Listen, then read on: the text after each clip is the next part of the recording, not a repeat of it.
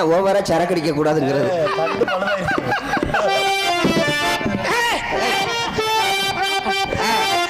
இருக்கும் இடத்தை விட்டு இடம் தேடி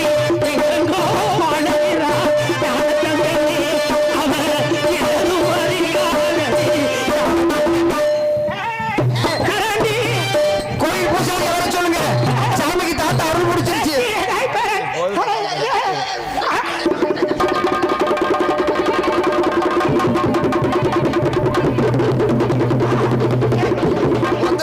முடிச்சோன்னே கரண்ட் சாக்கு அடிக்க போறேன்னு நினைச்சு அவர் வர போறாரு.